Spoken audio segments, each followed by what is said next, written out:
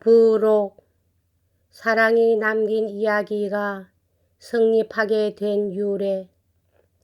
서기 1843년 5월의 일기 중에 키에르 케고르는 다음과 같이 기록했다. 나는 시인에게 있어서 아직 그 의미에 이르지 못한 부문에서 아그네테와 물의 요정을 개작할 것을 생각했다. 물의 요정은 유혹자다. 그러나 물의 요정이 아그네테의 사랑을 획득했을 때 그것으로 인하여 그가 전적으로 그녀의 것이 되려는 그러한 충동이 그를 사로잡는다. 그러나 보라, 그것을 그는 할 수 없다. 그래서 그는 그가 시간 속에서 괴물 등이 되는 그의 아주 비참한 실존 가운데로 그녀를 끌어넣지 않을 수 없을 것이다. 교회는 물의 요정과 그녀에 대해서 축복을 빌 수 없다. 거기서 그는 절망하고 절망 속에서 그는 바다 밑에 침잠한다.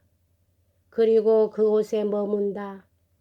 그러나 그는 아그네테에 대해서는 자기가 그녀를 단지 속이려고만 했다고 자부한다.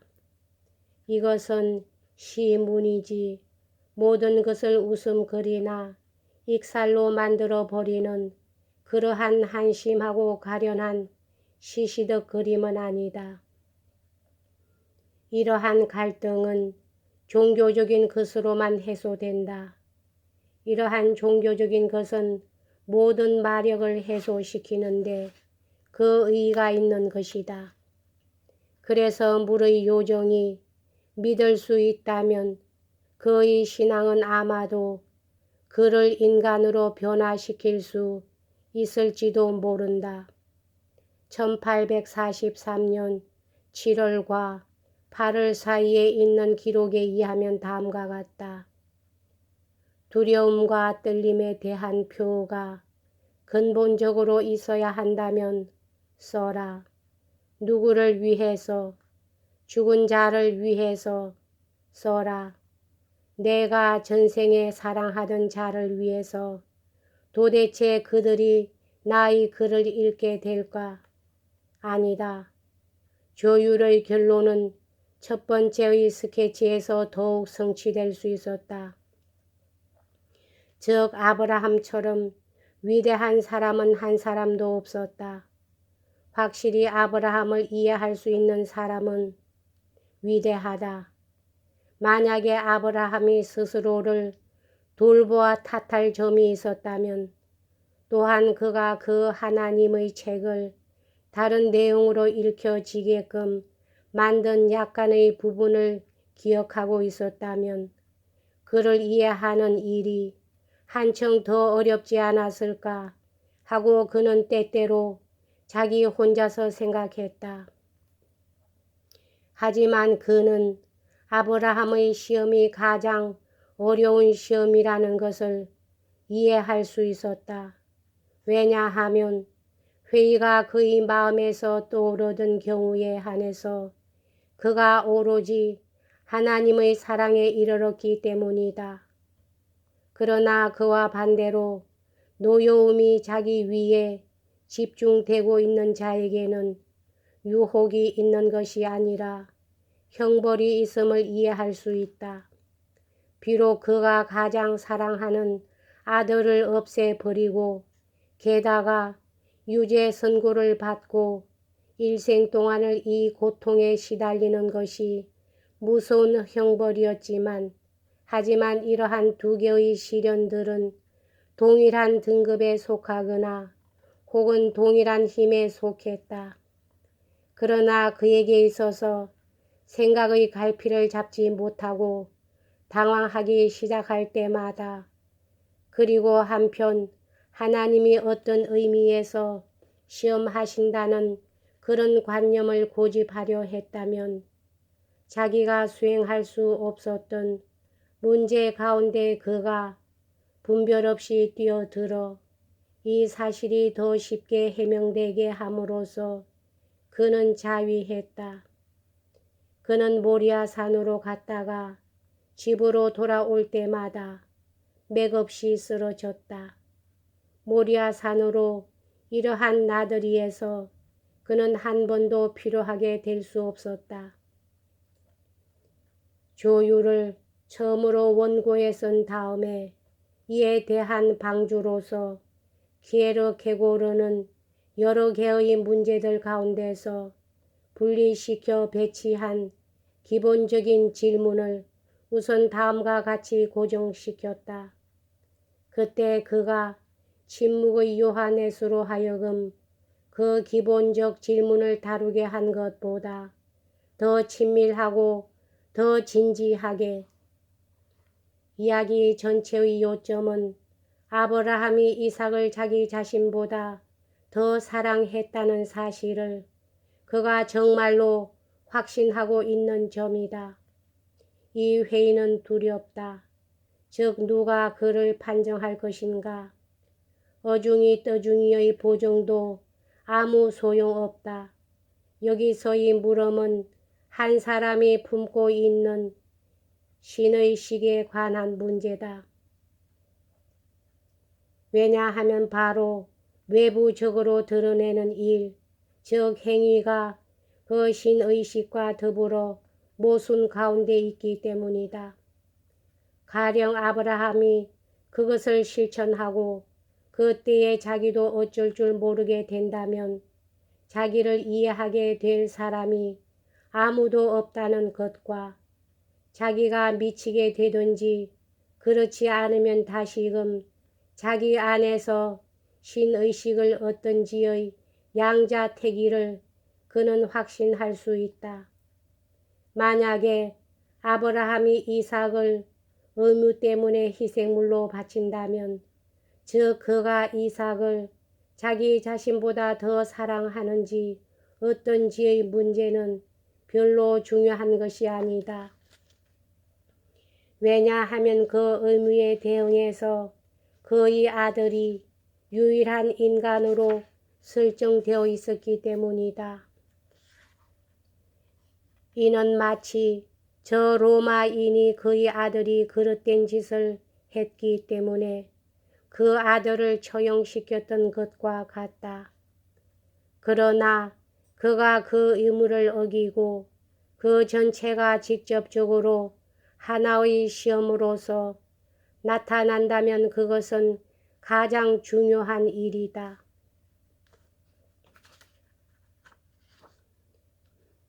자기 자신을 부인하고 의무를 위하여 자기를 희생물로 바치는 자는 과연 무한한 것을 획득하기 위하여 유한한 것을 포기한다.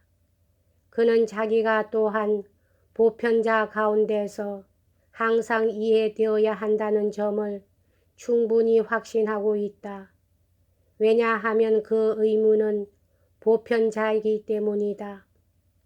그러나 누가 더욱 고차적인 것을 위해서 의무를 포기할 것이며 그가 정신을 차리지 못하게 되면 그를 위해 무슨 구원이 있겠는가. 그 충돌 때문에 두려운 것은 즉 그것이 신의 계명과 인간의 계명과의 사이에 있는 알력이 아니라 신의 계명과의 사이에 있는 알력이라는 점이다. 정돈되지 못한 메모가 다음과 같이 말하고 있다. 자, 신앙이 한 토막의 인생 철학과는 다른 어떤 것이라는 것과 또한 그 신앙은 거의 일부의 사람들이나 그것에 관해서 표상하는 하나의 힘이라는 것을 보기 위해서 그 경로를 적어보자. 신앙의 번정법을 훑어보자. 그리고 마치 이삭을 희생으로 바치는 일이 가장 좋은 것을 바친 것에 대한 한갓된 시적인 표현인 양 조심성 없이 내까리지는 말자. 이와 같은 투쟁을 경험해 본 사람이 과연 얼마나 많은가. 하지만 현대에서 사람들이 앞으로 나아가기를 원한다면 천박한 사료 때문에 생활에서 모든 정열을 퍼올린 현대보다 더한 불신앙의 시대로 쉽사리 성장하거나 혹은 현대보다 덜 믿는 시대로 아주 빨리 성장하는 것과 같은 것이다. 규모가 크든 작든 마찬가지다. 즉 처음에 사람은 기어 다니고 그 다음에 걸음마의 줄을 붙잡고 걷는다. 그 다음에 사람의 손에 끌려 가고 그 다음에 사람은 혼자서 걷는다. 키에르케고르는 그 문제들의 연관성 있는 그 손질을 시작하기에 앞서 표제의 대상으로서 한 장의 종이 조각에 차례차례로 적어두었다. 뒤죽박죽, 시몬 스트리터의 여러 운동과 자세, 단독 무용자와 이자로 생활하는 자, 쉐양 키에르케고르의 출판, 사랑이 남긴 이야기, 다만 문인들만을 방문하는 시적인 인간인 침묵의 요한에서의 변정법적 서정시, 아브라함을 위한 찬사의 마지막 말에서 키에르케고르는 최후의 확정된 추구에서까지도 주석을 붙여 두었다. 즉 신앙에 이르는 것으로 개념과 개념의 내포가 아니라 의지의 형식으로서 아직도 보존되고 있는 사랑이 남긴 이야기의 인쇄본은 현저하게 비범한 형태를 보여준다. 종이와 그 크기는 다른 부분에서와 같은 것이 아니다. 글줄들은 종이 조각들이 뚝뚝 떨어져 있거나 다른 종이 조각들이 삽입되어 있기 때문에 그 일부는 어지러운 상태다. 그런데 전적으로 뚜렷한 것은 저술의 여러 다른 단계에서 지필한 것이 전체로 보아 서로 결합되어 있는 점이다. 그러나 키에르케고르가 외관상 준비 공작과 대상의 일부분을 없애버렸기 때문에 충분히 명석한 맛을 바라기란 어려운 그 일이다. 그러면서도 그 인쇄본 자체는 토로하고 싶은 심정과 문제 3에서 난데없는 출현과 변혁이 일어난 것을 증명하고 있다. 서상에서 신앙의 기사의 성격 묘사와 총각과 공주에 대한 삽입물은 빠져버린 다른 본문을 위한 대용물로서 분명히 인정된다. 문제 3에서 델피의 신부를 도입하기 시작하면서부터 그 인쇄본은 훨씬 낡은 부분과 그 후의 수정과 보완으로 짜 맞춘 것이다. 델피의 신부 자체는 보다 낡은 층에 속하는 지필의 하나다.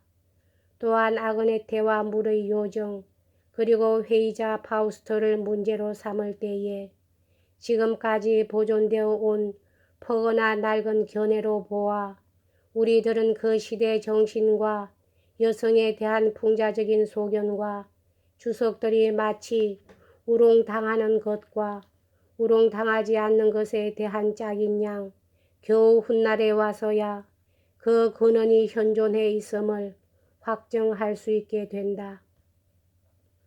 또한 토비아스와 사라에 관한 정절은 훗날에 쓴 부분에 속한다. 한편 내부적으로 비판하면 다음과 같은 점에 있어서 아무런 의심할 여지가 없다. 즉 오늘날에 볼 수 있는 바와 같이 토로하고 싶은 심정에 있어서 신앙의 기사의 성격 묘사와 그 공주와 총각에 관한 삽입된 사건이 전적으로 쓰여진 것은 키에르케고르가 레기네의 다른 약혼을 알게 된 연후라는 점이다. 그리고 바로 이러한 내용은 문제 3의 하반부에 있는 풍자적이며 희극적인 부분에 해당한다. 반대로 조율과 아브람께 드리는 찬사와 델피의 신부와 아그네테와 물의 요정 등의 근본적인 핵심들은 분명히 기에르케고르가 그녀의 새로운 약혼을 알게 되기 전에 쓰여진 것이다. 따라서 사랑이 남긴 이야기에서는 여러 가지 부분들이 짜여져서 이루어진 것인데 이들은 모두가 매우 다른, 아니 서로 상반되는 저자의 입장에 근언하고 있다. 레기네가 다른 사람과 약혼했다는 소식을 갑자기 듣게 된 사실은 전체적으로 완전히 다듬어진 초고가 아직 제시하지 못했던 하나의 시점을 분명히 이루고 있다. 임마누엘 히르시 교수 작성. 여기까지 하겠습니다.